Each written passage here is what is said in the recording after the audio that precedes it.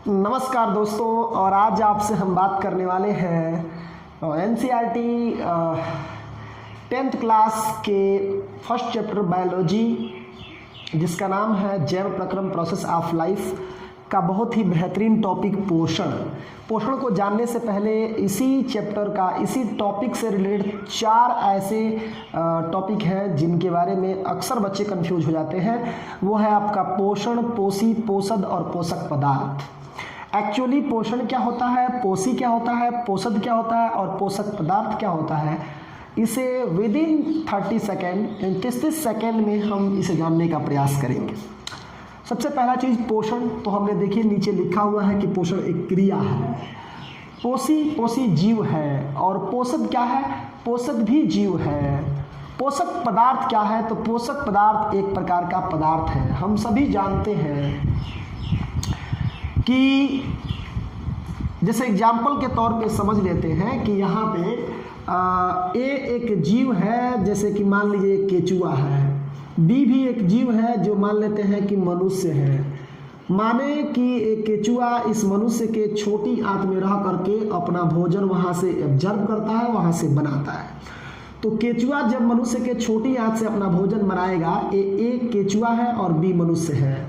तो ए ने भोजन बनाया बी से, तो जिसने भोजन बनाया वो पोषी और जिससे भोजन बनाया गया वो है आपका पोषद। तो मुझे लगता है कि आप लगभग इस बात को समझ गए होंगे कि जो भोजन बनाता है वो आपका पोषी, क्योंकि उसी में पोषण की क्रिया हुई, और भोजन बनाया जिससे गया वो हो गया पोषद। और इनके बीच जो क्रिया हुई पोषण की वह कहलाएगी पोषण। क्या कहलाएगी? पोषण। ओके, ठीक है। और इनके बीच जिस पदार्थों का आदान प्रदान हुआ, यानी मनुष्य से जिस पदार्थों को ये लिया, आज से वो आपका पोषक पदार्थ के रूप में ब्लड जो है लेता है केचुआ, तो वो आपका पोषक पदार्थ, यानी कि पोषण क्रिया हो गया जो इन दोनों के बीच हुआ, ए और बी के बीच। और आपका बी हो गया आपका पोषद और ए हो गया आपका पोषी, और ए के द्वारा बी से जो लिया गया वो हो गया आपका पोषक पदार्थ। तो ये चारों टॉपिक क्लियर हो गया। मुझे लगता है आपको लोग को समझ में आ गया होगा।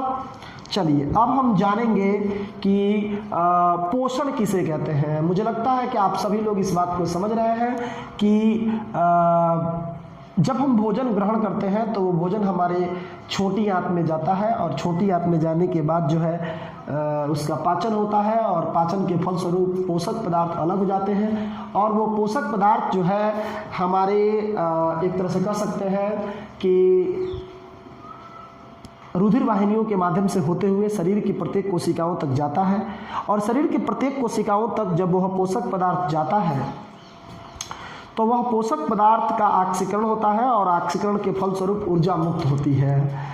ऊर्जा से हमारे शरीर की वृद्धि होती है एवं विकास होता है। तो एक तरह से हम कह सकते हैं कि पोषण एक ऐसी प्रक्रिया है जिसमें पोषक पदार्थ को ग्रहण किया जाता है, और पोषक पदार्थ ग्रहण करने के बाद जो है वह हमारे शरीर में उसका उपयोग होता है। उपयोग का मतलब पाचन और ऑक्सीकरण, यानी कि भोजन हमने ग्रहण किया, भोजन का पाचन हुआ, और पाचन के फलस्वरूप उस पोषक पदार्थ का ऑक्सीकरण हुआ, और ऑक्सीकरण के फलस्वरूप ऊर्जा मिल गया। इन टोटल क्रिया को मिलाकर हम कह रहे हैं कि उपयोग हुआ। क्या हुआ? उपयोग हुआ। तो परिभाषा हम बताए हैं कि पोषक पदार्थों को ग्रहण कर उसके उपयोग करने की क्रिया को हम पोषण कहते हैं। परिभाषा बिल्कुल आसान है। अब हम आगे आते हैं, देखते हैं कि पोषण का प्रकार। तो पोषण मुख्य रूप से 2 प्रकार का होता है। क्यों? क्योंकि जीवधारी भी 2 तरह से होते हैं। एक जीवधारी वैसे होते हैं जो अपना भोजन खुद बनाते हैं, और वे दूसरे जीवधारी ऐसे होते हैं जो अपना भोजन खुद नहीं बनाते हैं।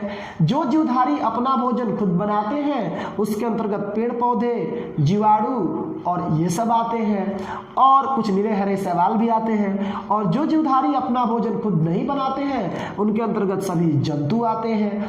तो परिभाषा होता है कि वे जीवधारी जो अपना भोजन खुद बनाते हैं, जैसे कि पेड़ पौधे, जीवाणु और नीले हरे शैवाल इत्यादि, तो उन्हें हम स्वपोषी कहते हैं, और उनमें होने वाली पोषण की प्रक्रिया को स्वपोषण कहते हैं।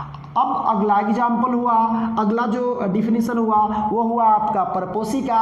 तो इसका परिभाषा होता है कि वे जीवधारी जो अपना भोजन खुद नहीं बनाते हैं बल्कि अपना भोजन बनाने के लिए दूसरे जीवधारियों पर आश्रित रहते हैं, तो उन्हें हम परपोषी कहते हैं और उनमें होने वाली पोषण की प्रक्रिया को परपोषण कहते हैं। जैसे कि जंतु, ऊँट, बिलार, लामर, सियार, कुकुर इत्यादि।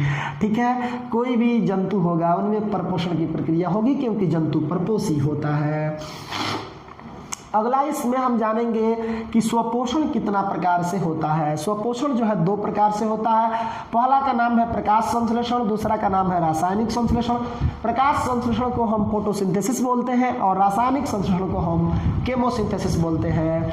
प्रकाश संश्लेषण पौधों में होता है और रासायनिक संश्लेषण जो है जीवाणुओं में होता है। तो कोरोना का कहर है, हवा थोड़ा तेज चल रहा है तो कोई बात नहीं, फिर भी हम लोग इसमें स्ट्रगल कर रहे हैं। तो हम जानेंगे दोनों को। पहले हम जानते हैं प्रकाश संश्लेषण को। प्रकाश संश्लेषण किसे कहते हैं?